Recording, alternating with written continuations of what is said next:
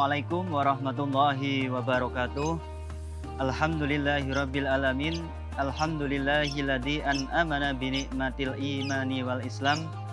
Asyhadu alla ilaha illallah wahdahu la syarikalah wa asyhadu anna Muhammadan abduhu wa rasuluh.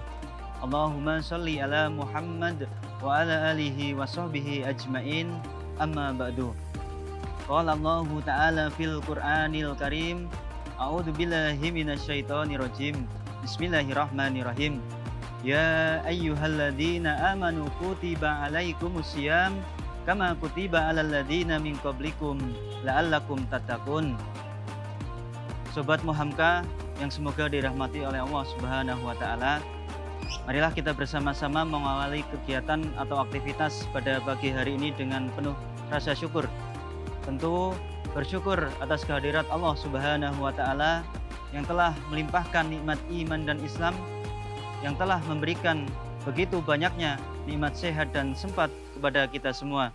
Sehingga alhamdulillah pada hari ini kita bersama-sama telah menapaki perjalanan Ramadan pada hari yang ke-11.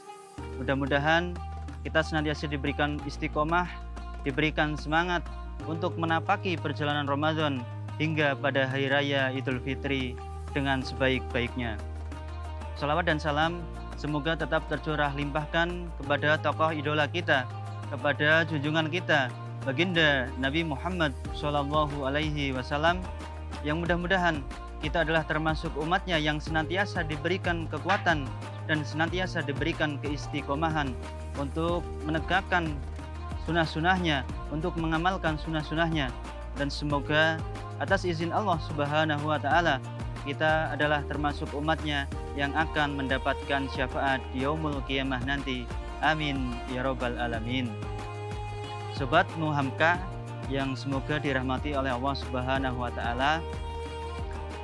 Dalam Quran surat Az-Zariyat ayat 56, Allah Subhanahu wa taala berfirman, A'udzu billahi minasyaitonir rajim. Bismillahirrahmanirrahim. Wa ma khalaqtul jinna wal insa illa liya'budun. Yang artinya kurang lebih, dan Allah tidak menciptakan jin dan manusia melainkan supaya mereka beribadah. Dari ayat yang sudah kami bacakan tadi, Allah Subhanahu wa taala memberikan keterangan dan mengingatkan sekaligus memberikan petunjuk bahwa di balik penciptaan kita sebagai manusia, di balik penciptaan kita sebagai hambanya, tidak lain tidak bukan semata-mata maksud dan tujuannya adalah untuk beribadah, untuk menghambakan diri.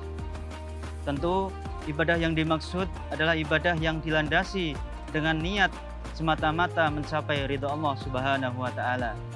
Sehingga kerap kali telah diberikan contoh oleh para guru-guru kita bagaimana ibadah-ibadah itu dapat kita lakukan sesuai dengan kemampuan kita masing-masing. Di antaranya seperti ibadah sholat, kemudian ibadah puasa, ibadah haji, zakat ataupun infak dan sedekah, serta amalan-amalan ibadah yang lainnya yang diniatkan untuk mendapatkan ridha Allah Subhanahu wa taala. Sobat Muhamka yang dimuliakan oleh Allah Subhanahu wa taala, dari sekian banyaknya ibadah-ibadah yang sudah disebutkan tadi, Rasulullah SAW memberikan petunjuk bahwa ada salah satu ibadah yang memiliki kedudukan yang paling penting jika dibandingkan dengan ibadah-ibadah yang lainnya. Sebagaimana sabda Rasulullah SAW, as-salatu imaduddin, faman aqamaha faqad aqamaddin, wa man tarakaha faqad hadamaddin. Yang artinya kurang lebih, as-salatu imaduddin, salat adalah tiangnya agama. Barang siapa mengerjakan salat tersebut, maka sama saja ia menegakkan agamanya. Dan barang siapa meninggalkan salat, maka sama saja ia sedang merobohkan atau merobohkan agamanya sendiri. Sampai pada titik ini, harusnya kita sebagai umat muslim mengambil salah satu pelajaran dari hadis tersebut, bahwa Rasulullah memberikan gambaran agama sebuah bangunan, di mana agar bangunan dapat berdiri kokoh, maka agama tersebut harus ada yang namanya tiangnya, di mana tiang tersebut diasumsikan dengan sholat yang ada di dalam agama Islam. Sehingga bagi kita yang senantiasa setiap harinya mencoba untuk menegakkan sholat, maka itu sama saja kita sedang menegakkan agama untuk diri kita sendiri. Dan barang siapa di antara kita yang mencoba untuk meninggalkan sholat, maka itu sama saja kita sedang merobohkan secara perlahan tentang agamanya yang ada dalam pada diri kita sendiri.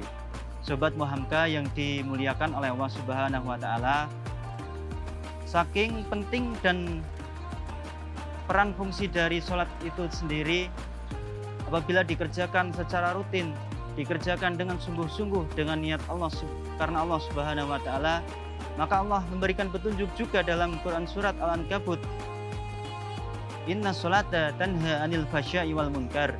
Sesungguhnya sholat mencegah dari perbuatan keji dan mungkar.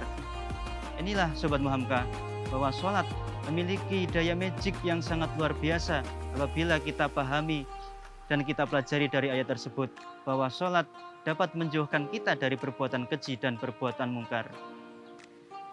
Apalagi setiap rakaat kita membaca ihdinas siratal mustaqim, yang artinya tunjukilah kami jalan yang lurus.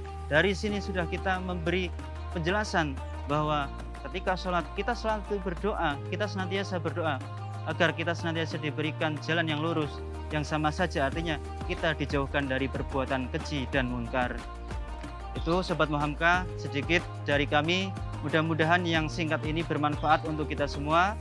Kurang dan lebihnya mohon maaf. Billahi fisabilil haq fastabiqul khairat. Nun wal qalami wa mayasturun. Wassalamualaikum warahmatullahi wabarakatuh.